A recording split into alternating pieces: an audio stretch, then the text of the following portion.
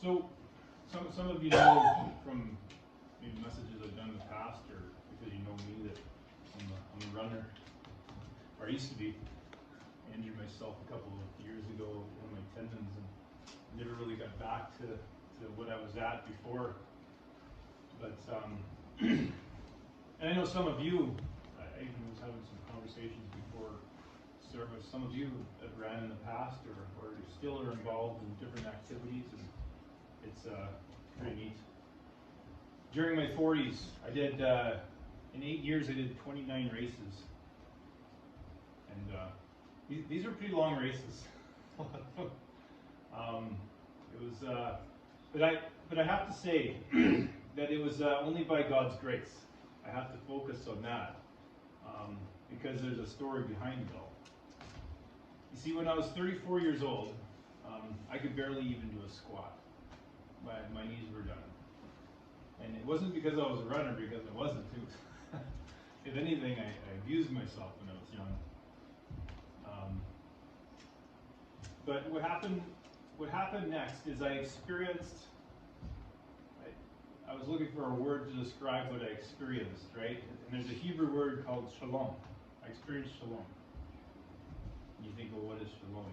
In Israel, they say hello and goodbye. That's shalom. But it's more to that, and it doesn't mean just peace either. So there was a healing that took place in my body, and I gained a motivation that could only come from God. And then I started to run as my form of exercise, and that brought me peace in this crazy world. I experienced shalom. God did this in a way that I could not take credit for it, and I can only give credit to Him. He gets all the credit for all of it. In the races, you know, they give you a completion T-shirt or a medal or something like that. But it was all about God. Even during the races, I would be singing hymns as I was running. You know, sometimes I would think, oh, I actually paid for this. I couldn't. You're halfway through it, but when you complete it, there is a reward in completing a race. It's a really special reward. Did you know that Paul, he uses running a race as a metaphor to communicate living the Christian life? So in Hebrews, I don't know if you have your Bibles at all. Hebrews chapter 12, verses 1 and 2. I'm using the New Living Translation.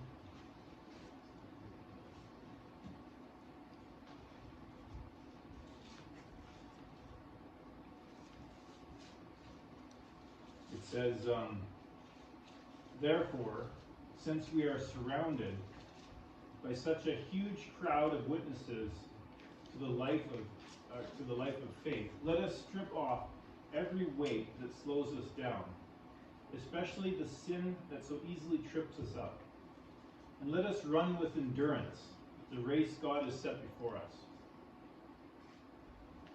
We do this by keeping our eyes on Jesus, the champion who initiates and perfects our faith.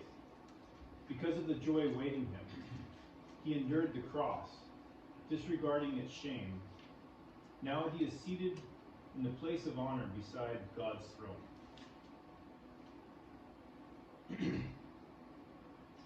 There is a lot to these verses that a runner would understand, but there is also a lot in here for the addict, or anyone with habitual sin, to understand their situation as well.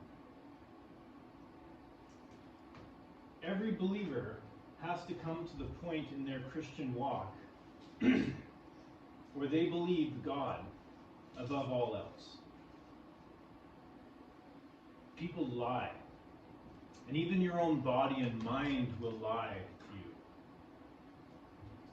Your fleshly body is by nature sinful and will die. It's lazy and it has no desire to do good. The evidence of the sinful nature can easily be proven using something like exercise. Exercise is good, but it's hard to start, it's hard to keep going, and it's easy to quit. How can something so good in our lives be like this? It's because we have a sinful nature. When I was 44, I had a good rhythm going. And that fall, I was able to do a 42-kilometer run every Thursday morning for 12 weeks in a row. And then I would go sit in class in the afternoon. Sometimes that was difficult. I finally had to quit that running streak in November when I had a small injury. I lost the rhythm. It was just like that. 2 weeks, I had to heal, and I couldn't go back to the run I was doing every Thursday morning. But when I was 45 years old, I did the Edmonton Marathon. I did it in 4 hours and 44 seconds. That was pretty good. Until I seen my ranking, it was like in the middle somewhere. But for me, that was pretty good from where I came from, right? When I was training, my former wife would try to make fun of me the way I ran. She tried to discourage me. People around me would call me crazy. My body would constantly be telling me to give up. A fleshly body, that it's lazy. But I believed that God had brought me health to my knees so I could run. As you know, I went through a very difficult time, or as in some of you know, I went through a difficult time in life, and running was a way that God gave me to process it all peacefully. It was my time with God, away from everything else. I spent a lot of hours in that Edmonton River Valley processing all of what I was going through, the stress. Finally, I started speaking against the lies. And this is where God gave me strength. When my former wife would try to discourage me, I would call her on it. I would say that nobody that is running the distance that I was running was as that she said. When people would call me crazy, I would point out how healthy my body was as a result of running. When my body would tell me to give up, I would remind it that God gave me healing, that He was the one that gave me this opportunity. I would speak truth to the situation, and I would look forward to the time that I would be spending with Christ on those River Valley trails, away from the stress of everyday life. Do you believe God, or do you believe what your own mind makes up? Do you know your fleshly mind will work against you and will purposely make stuff up to keep you in a rut? When I quit smoking, my mind would constantly tell me to keep smoking. It would lie to me and tell me I was enjoying smoking. It would even play with my guilt. When I was sleeping, I would dream of smoking, and I would wake up feeling guilty. My flesh didn't care if smoking was bad for me. It was so used to smoking that it would continue to call out for more and use everything to deceive me. The flesh is lazy. It is easier for the flesh to feed the addiction than to stop it. So it would keep lying to feed the addiction by nature. James talks about this in James chapter 1, verses 12 to 14.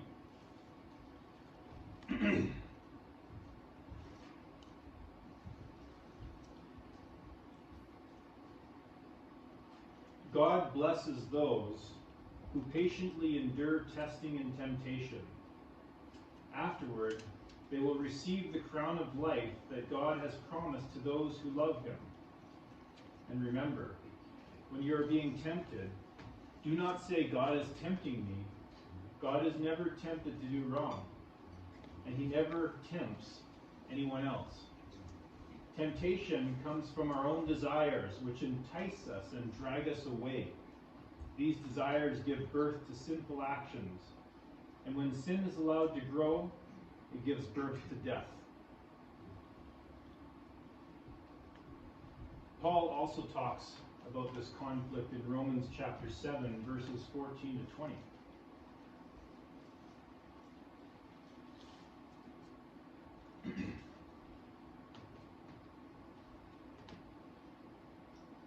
So starting with verse 14.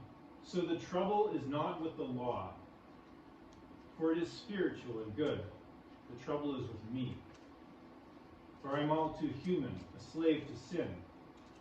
I don't really understand myself, for I want to do what is right, but I don't do it. Instead, I do what I hate. But if I know that what I am doing is wrong, this shows me that I agree with the law, that it is good. So I am not the one doing it. It is sin living in me that is doing it. And I know that nothing good lives in me, that is, in my sinful nature. I want to do what is right, but I can't. I want to do what is good, but I don't. I don't want to do what is wrong, but I do it anyway. But if I do what I don't want to do, I am not really the one doing wrong. It is sin living in me that does it. That's quite the conflict, right? Satan attacks with lies and doubt. In the Garden of Eden at the beginning of time, he approached Eve with this statement. Did God really say? Satan, this world in which Satan is ruler, and even our own bodies, use this same tactic with us. They attempt to cast doubt on God and his word. This is where faith comes in making a decision to stand on truth. Before we were believers, we experienced what hate was. The world hates us. The world lies and manipulates us into thinking that love is sex, or is getting things that make you feel good. The world promises big, but will never deliver, and it leaves us broken. As believers, we need to call out the lies of Satan, the world, and the lies of our own bodies. And we need to believe God alone. This is the truth that we claim. I want you to repeat after me. God loves me. God loves me. With a love that cannot be measured.